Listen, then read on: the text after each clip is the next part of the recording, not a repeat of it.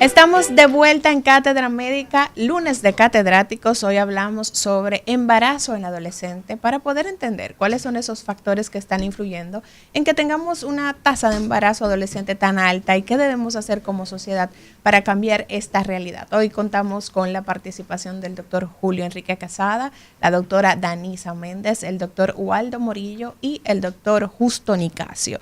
Y dentro de la introducción que daba, doctor Nicasio, usted hablaba de la importancia de la educación como una forma de prevenir el embarazo en adolescente. Que tenemos familias que no hacen esa labor de educar en tema sexual, porque como bien indicaba usted, es un tema tabú en nuestra sociedad, y luego de que esa adolescente que no tuvo la educación adecuada sale embarazada, regularmente esa adolescente es echada de casa. Saliste embarazada, vete con ese hombre que te embarazó o busca para dónde irte porque ya aquí como familia no te podemos tener. Entonces ahí tenemos un problema doble, esa adolescente que quizás no sabe a dónde ir, que no tiene los recursos para poder sustentarse económicamente y entonces se puede complicar el tema del embarazo, el cuidado que debe tener y todo lo demás. Los factores que intervienen, además de esa educación que debe ser partir desde casa, desde la comunidad, desde la escuela, que están provocando que tengamos estas tasas tan altas de embarazo en adolescentes, además de la educación. Ya tocamos el punto de las conductas aprendidas. Ese es un factor. Otro factor de riesgo es la pobreza. Sí. Mientras más pobre es la zona, más vulnerables son las adolescentes. También están las costumbres de los adultos que seducen y enamoran a las adolescentes. Es como un premio, es un trofeo que exige o exhibe el adulto de que tuvo una relación con una menor, una adolescente, sí, sabiendo que es un crimen. Está el factor religioso, que es un factor sumamente importante en nuestro país. Hablarle de anticonceptivos, que la doctora Danisa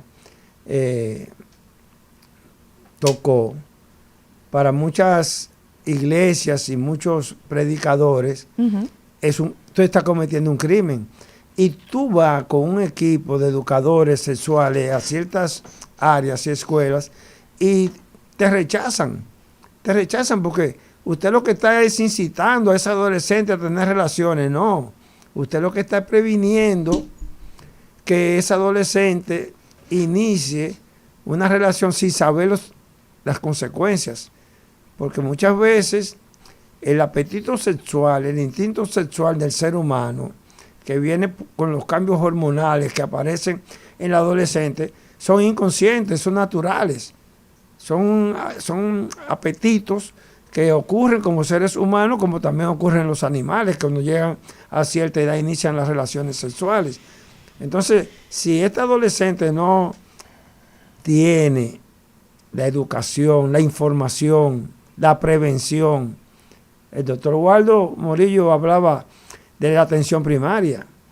La atención primaria es una intervención muy débil en nuestro país. Y lo vemos casi siempre. Por eso decía que una de las especialidades de más promesa que hay en la República Dominicana es la especialidad de medicina familiar y comunitaria. Son la base angular de la atención primaria. Sin embargo, de los 2,000 y tantos médicos familiares y comunitarios, de los especialistas que hay, probablemente hay más de la mitad de ellos que están desempleados. O haciendo otra función que no fue para la que estudiaron. Desempleados, el Servicio Nacional de Salud no los ha tomado en cuenta. Eso cuando sí. Es el líder de las unidades de atención primaria, de ese primer nivel de atención, En la estrategia de atención primaria existen niveles, ¿verdad? El primer nivel, que es el que está en la comunidad, donde se hace prácticamente el 90% de las intervenciones se puede hacer en la comunidad. Pero entonces, esos médicos que son tan importantes no están insertados en el sistema de salud. Es una cosa que no tiene ningún sentido. Fíjate que las mismas ARS no le dan código. Por ejemplo, ya eso es un flagelo en la formación. Pero si el propio Estado, Nicasio, si el Estado no los coloca, no los acoge, gracias doctora Méndez, no los acoge, le dice, mire, aquí está este espacio, esta unidad de atención de primer nivel, esta clínica rural o como le querramos llamar, para que usted entonces implemente lo que usted, en lo que se ha formado. Entonces, evidentemente, ¿qué va a hacer las ARS? Lo van a tratar es que a patadas. también nuestro sistema médico, nuestro sistema de este país es de medicina curativa. Sí. Interventiva. De intervencionista. Sí. Pero la medicina preventiva, donde entra la atención primaria, donde entran los médicos familiares, donde entra la educación, donde entra la información, porque también tuve las campañas publicitarias. Este era anticonceptivo de emergencia, pero los anticonceptivos de emergencia, como Quesada Ginecotetrasabe, no son inocuos, no deben usarse como un método anticonceptivo de rutina. Tienen efectos deleterios, tienen efectos colaterales. ¿Cuáles son esos efectos, Julio Enrique? Bueno, el principal y el primero que se puede ver son alteraciones en el ciclo menstrual, le produce un descontrol debido a la alta carga hormonal que contienen. Entonces lo que se recomienda es a base de progesterona. Exactamente. Entonces lo que se recomienda es no utilizarlo en más de 2 ocasiones, por lo menos en un periodo de 1 año. Además de esto, la población tiene que entender también... Pero tú oyes, por ejemplo, la comercialización de esos productos de manera escandalosa. Claro. Y entonces existe la obligación de informarle a la población de que eso que usted está escuchando como una promoción, ese dato es fundamental. Claro. O sea, no usar ese tipo de la pastillita de emergencia, como le dicen algunos. ¿Qué otro nombre le da? Del día después. La del día después. Más de 2 píldoras en todo un año. Es como el alcohol. Exacto. Es dañino para la salud. Estos anuncios publicitarios de estos anticonceptivos deben tener esa coletilla. Tiene que decir no lo use por más de 2 ocasiones durante un año. Durante un año. Claro. Y debería, y nosotros estamos llenos de legisladores médicos. Nosotros tenemos una gran cantidad de médicos en la Cámara de Diputados y en el Senado. Entonces, esos aspectos hay que hacerlo notorio para que la gente entienda el peligro al que se expone, sobre todo en ese trastorno de la menstruación, ese trastorno del ciclo menstrual. Sí, son a base de estrógenos, y hay que tener en cuenta algo, y es que el mecanismo de acción es evitar que se produzca la ovulación. Ahora bien, si usted sostuvo relaciones sexuales luego de la ovulación, aunque usted se tome un anticonceptivo de emergencia, corre el riesgo de un embarazo no deseado. O sea, si ovuló, exactamente, si usted ovuló, se produjo ese óvulo, exactamente, está en posibilidad de ser fertilizado. Exactamente, si usted ya había ovulado, no hay forma de que ese anticonceptivo le vaya a proteger para un embarazo específicamente. Excelente aclaración. No, inclusive puede ser un factor predisponente a un embarazo ectópico, porque esto te disminuye la motilidad de las trompas y se queda ese huevo fuera del útero, no llega al útero. A las trompas de falopio. Y no lo dicen tampoco los anuncios. Sí. No lo usen más de 2 veces. Tú tienes riesgo de trastornos menstruales, tú tienes riesgo de embarazo ectópico, tú tienes... O sea, esos anuncios no pueden ser simple y llanamente comerciales, tienen que ser educativos también. Sobre todo eso que tienen que tener ese efecto. Y vemos, por ejemplo, en Argentina. Yo recuerdo la primera vez que yo fui a Argentina, Liz, que veía en el aeropuerto una publicidad de un cigarrillo, donde en la cajetilla te ponía la cara de la persona con una lesión cancerosa de grandes proporciones. Entonces, te vas a fumar el cigarrillo, pero sabes las consecuencias. Mira cuáles son y te lo tiene ahí en la cajetilla. Claro. Doctora Méndez, adelante. Sí, pero aparte de eso, vamos a ver el impacto social que tiene esta adolescente después que queda embarazada y se va fuera de su casa. Es una adolescente que corre el riesgo de ser maltratada muchas veces.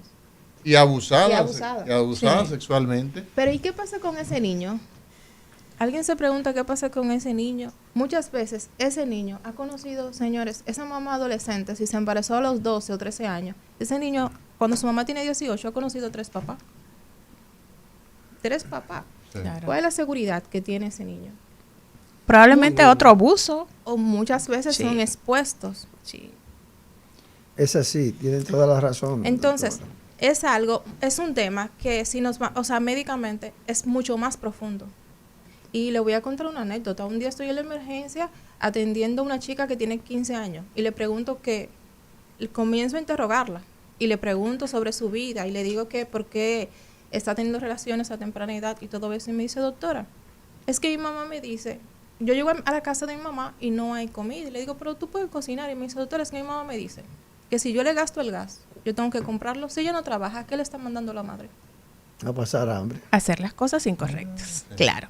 Y en este punto, a mí me gustaría que, retomando un poquito el tema de los anticonceptivos, porque es la medida que tienen esas adolescentes que se exponen de manera temprana a relaciones sexuales inseguras para evitar un embarazo, que muchas veces es el gran problema que ve la sociedad y ven las familias cuando un adolescente se expone tempranamente a tener relaciones sexuales. Sin embargo, aquí hay un problema mayor, que es el tema de las enfermedades de transmisión sexual, que no se pueden prevenir con un anticonceptivo. Entonces, en esta parte, como completando el tema de la educación que tratamos de llevar hoy a quienes nos escuchan, que podamos hablar de ese riesgo que tienen nuestras adolescentes cuando se exponen a una edad inapropiada a esas relaciones sexuales, de tener una infección de transmisión sexual, una enfermedad quizás con la que tengan que vivir el resto de su vida.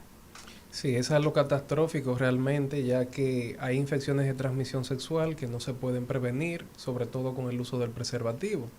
Infecciones como el virus del herpes, infecciones como el papiloma humano, como la sífilis, de igual manera se pueden transmitir aún utilizando preservativo. Entonces, las enfermedades virales no tienen cura. Por ejemplo, el virus del herpes, una persona cuando se contagia de herpes lo va a llevar toda su vida. Y esto es algo que puede estigmatizar psicológicamente a la persona también, ya que va a llevar una cruz a cuestas durante toda su vida. Entonces, sí se ve un mayor aumento ahora mismo de infecciones de transmisión sexual en adolescentes. Y con esto quiero hacer un paréntesis nuevamente en cuanto a la educación. La educación sexual es fundamental. En muchas ocasiones en los hogares dominicanos no se habla de educación sexual. ¿Por qué? Por el tema tabú, como bien mencionaba el doctor. No, en mi casa no se habla de eso. Mi hija se comporta bien, mi hija no incurre en esas actitudes. Y esa es la forma incorrecta de ver las cosas. ¿Por qué? Porque pertenecemos al reino animal y el ser humano tiene conductas sexuales, tiene deseos, tiene apetitos que en la adolescencia inician estos estímulos. Entonces esto hay que tenerlo en cuenta. La educación sexual, tanto en los hogares como en las escuelas, es fundamental. Muchas veces hay, como bien mencionaba el doctor, sectores religiosos que se oponen a esto, pero hay que ser un poquito drástico, hay que educar a nuestros jóvenes para evitar que estas condiciones se presenten. La educación es fundamental en este caso. Además de esto también en cuanto a las infecciones, educarlos en cuanto a esto, a los riesgos que existen actualmente, que puede pasar, para que así se puedan cuidar. La educación no es incentivar a los jóvenes a que tengan relaciones sexuales, es que tengan el conocimiento para comprender lo que está bien y lo que está mal. En ese aspecto es que yo quiero que me entiendan específicamente. Además de esto, estadísticamente se nota la diferencia. Por ejemplo, personas de bajos recursos, personas que están en la pobreza, la tasa de embarazo en adolescentes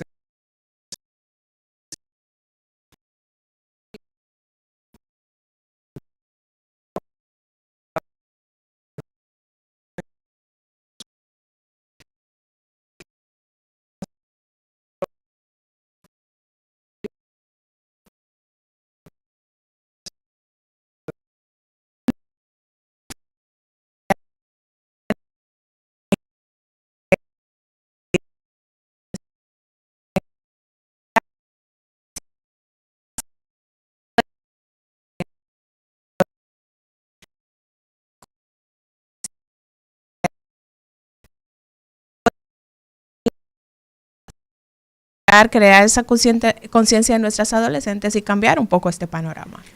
En base a lo que es lo que dijo el doctor ahora mismo, referente a lo que, digamos, que a veces pensamos que hay tabú referente a lo que es la sexualidad. Y realmente no es un tabú como tal, no es un tabú como tal, sino que hay desinformación. La información que está llegando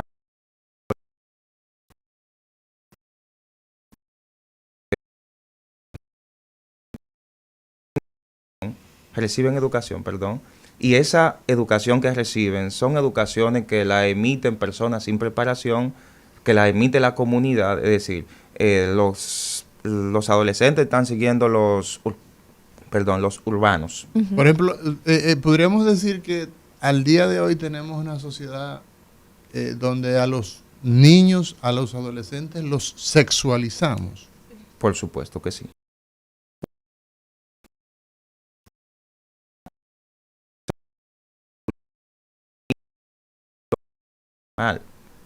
Que ese es el gran problema, es ese, que comienzan a normalizar las cosas y esa normalización de los problemas se convierte en la replicación a futuro en las generaciones por venir. Claro. Entonces, por ejemplo, nosotros intervenimos, ahorita mencioné escuelas, pero también iglesias. Ya las iglesias no están como estaban hace un tiempo, que antes limitaban y no permitían el acceso. Hoy las iglesias están llenas de médicos también. Sí. Hoy las iglesias tienen profesionales de toda índole, es decir, que el saber científico ha llegado a las congregaciones, a las diferentes iglesias, a las diferentes denominaciones y todo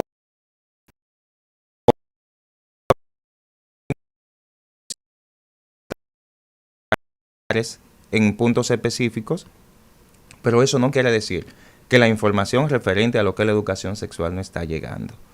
Pero el vulgo, las personas que no tienen el acceso a esos grupos poblacionales donde no comparten ese vínculo,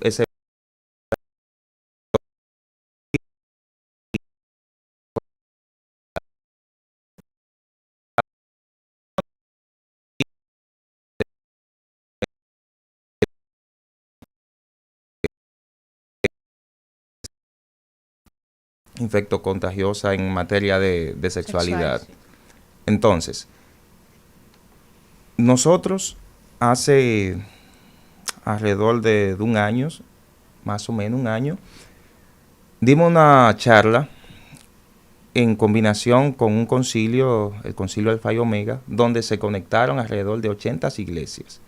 Fue presencial, virtual.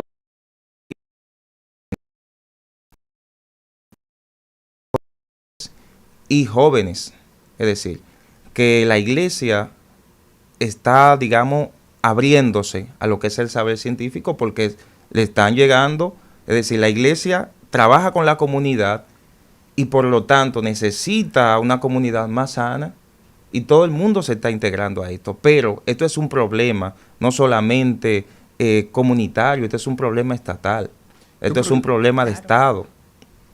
Hay políticas, hay leyes establecidas, pero no se llevan a cabo. Y eso es un gran problema en el país. Así es. Mira, hay unos datos que son bastante interesantes, que lo vemos, por ejemplo, recogido por la Organización Mundial de la Salud en sus diferentes oficinas, la Panamericana de la Salud, que es la que nos corresponde a nosotros, pero hay varias oficinas en África, en Asia, en fin. Y para el año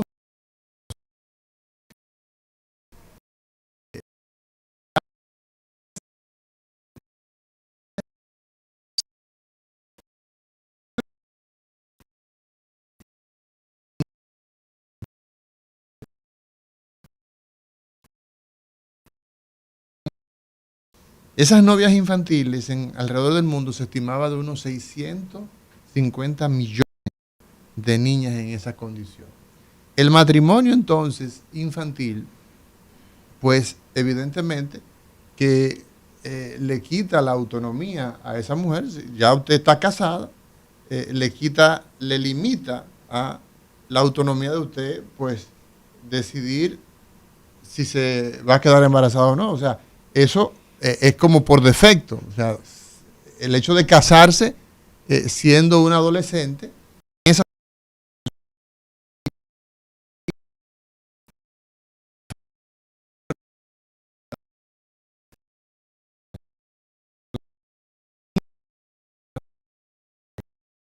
¿por qué? Porque las niñas que deciden quedar embarazadas, si se puede utilizar la palabra, si se pudiera utilizar la palabra de deciden, porque evidentemente la ley pues pone eso bien claro de que no tiene esa capacidad dice que de alguna manera eligen quedar embarazadas en materia educativa, en materia económica, como decía la doctora Méndez, y laborales, son muy escasas. Y entonces en muchas sociedades el que una mujer esté embarazada es bien visto. Entonces, sobre todo en países de escaso desarrollo educacional. Entonces, este es un problema muy serio que, fíjense, hablar de 650 millones de niñas en condiciones de novias infantiles es un flagelo y se da en América Latina y se da en África y se da en Asia. Medio Oriente es muy famoso el hecho de que un adulto, y muchas veces adulto, casado con una adolescente. Señores, tenemos que irnos a una pausa. El día de hoy hablamos sobre este tema, el tema del embarazo en adolescentes. Ya volvemos.